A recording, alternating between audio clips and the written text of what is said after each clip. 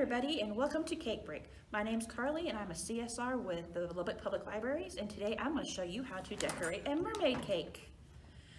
Before we get actually decorating the mermaid cake, there are a couple of unique items that we have to prep before we get to frosting. So let's get into those. The first thing we're going to do is color some coconut pink. So you want to take a big Ziploc gallon bag because the coconut needs lots of room to move around. And you're going to take about a couple of handfuls. And we're just going to, it's easier. And then we're going to take our food coloring. And this is just regular food coloring you can get absolutely anywhere. And we're going to add a couple drops of red because we want this to be pinkish, not bright red. And just because I like things that sparkle, we're going to add a little bit of edible glitter. And we're going to zip it and make sure that you close it tight. Get some of the air out so we can get a good grip and shake it really hard.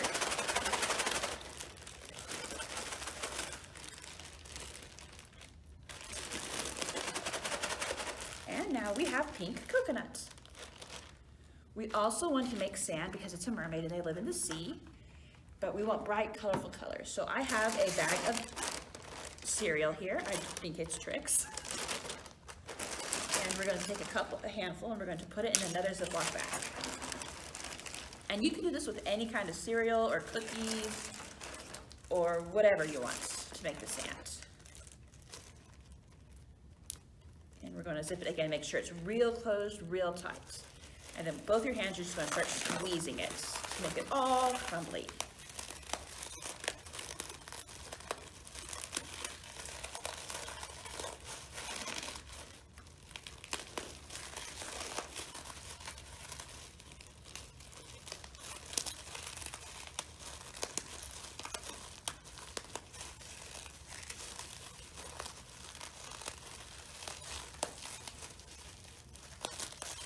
And then once they're all popped, they'll all be different sizes. Some will be bigger, some will be smaller. That's okay. It will give the cake texture and dimension. Keep going.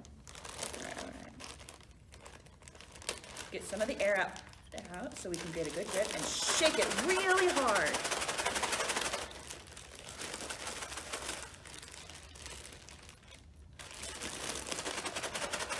And now we have pink coconuts.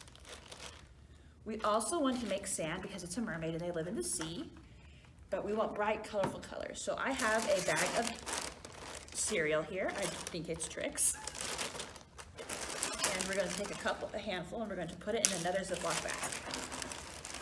And you can do this with any kind of cereal or cookies or whatever you want to make the sand.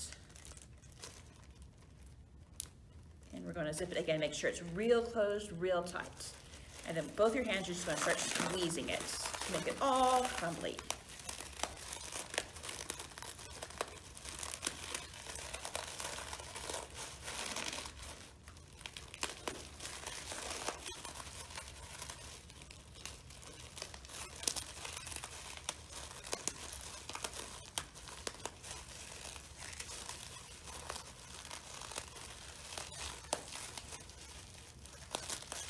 And then once they're all popped, they'll all be different sizes. Some will be bigger, some will be smaller. That's okay.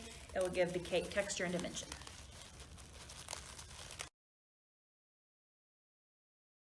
Now that you've got all of your stuff assembled and gathered, we're going to start decorating.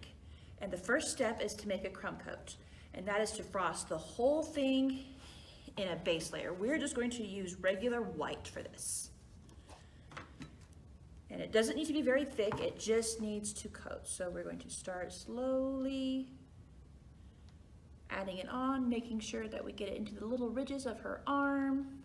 So we're gonna make sure we get into all the little layers, all the little crevices. And don't be afraid if you get upset if you get some cake pieces in here. It's okay, so I call it crumb coat.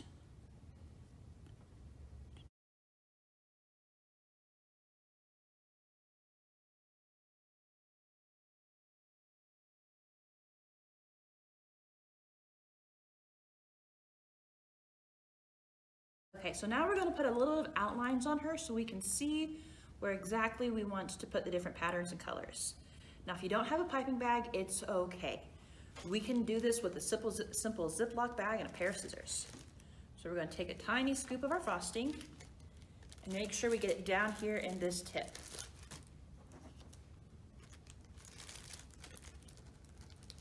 And I always try and go for about a palm size. You can go bigger, but the bigger you go, the harder it is to control. So I like to keep it just about the size of my palm. And we're going to zip it tight and we're going to leave some air.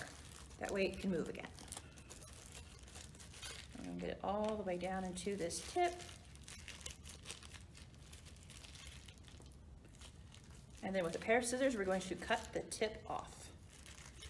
So we just want a nice little line, so we're just going to snip the very tip, about that big. Okay? Then you want to put it in your dominant hand, and slowly holding your edges back to keep it steady, you're going to want to just gently squeeze.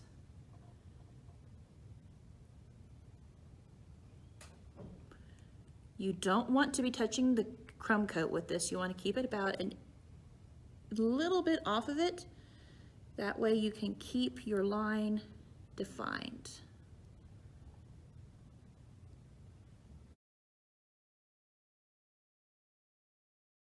Then while we're here, we're just going to make two little bitty eyes just by gently touching the frosting and a mouth. We're going to keep her white because we don't have a lot of different colors to use right now, so she's just going to have to wear sunscreen. Then we're going to use this to pipe in straight lines, just up and down. All right, and then using our knife, we're just going to make it pretty. And again, this is just frosting from a can, nothing special.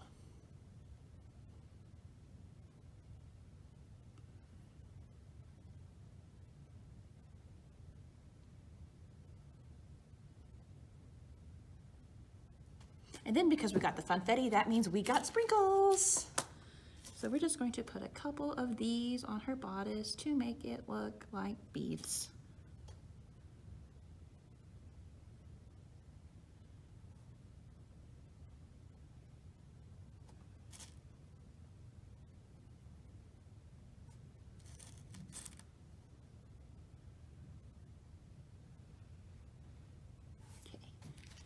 We do want to come down here and do the bottom of the tail just a little bit, just to keep it defined.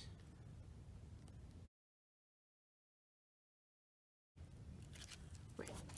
Now we're going to color in her tail, and we want it to look like scales. So what we're going to do with the purple frosting is using a little baby spoon. We're going to take a little bit and using a toothpick, because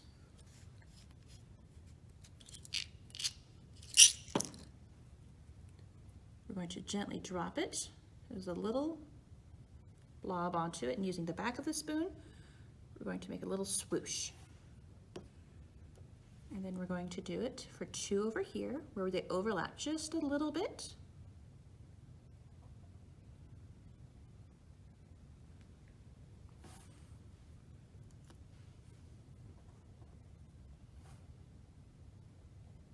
And again, using the back of the spoon, we're just going to make little bitty pulls.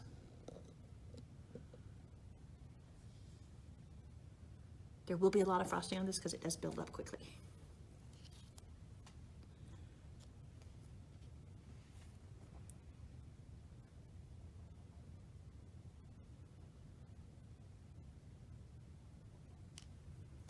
Every now and then you want to wipe off the excess off the back of your spoon so you can get a nice, neat pull.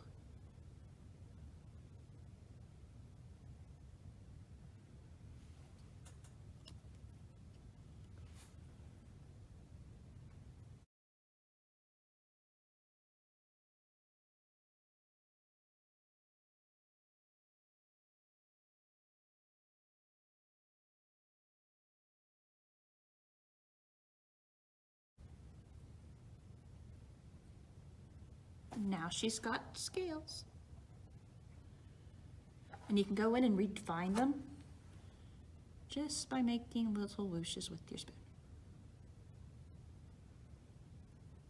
So now we're going to do her hair, and I have a little bit of white icing that I dyed pink to match her tail. I didn't mix it all the way together because if we get some highlights and lowlights, it's okay. And again, we're just going to cut the very tip off. We want this one a little bit smaller, so I cut a much smaller hole. And then we're just going to come in and go up and down, up and down.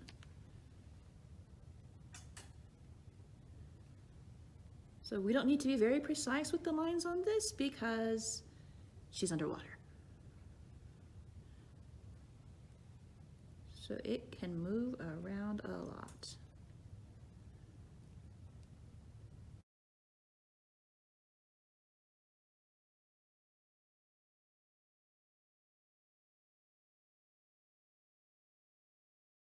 There we go, now she has hair.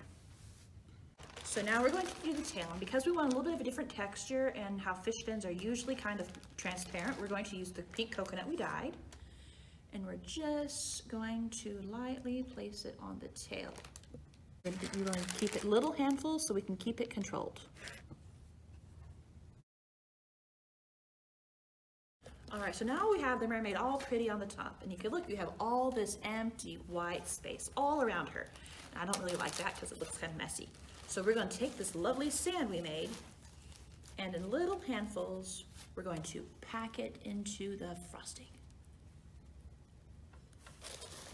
So now it looks like there's coral, or there's colorful sand, or those fake rocks you put in your fish tanks all around her.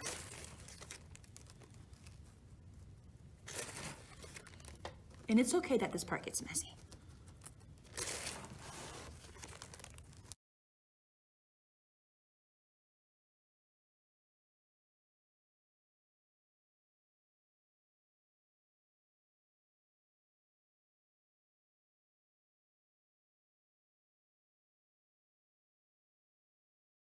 If you're interested in making one of these pans, please come check it out at Mahon. Thank you, bye.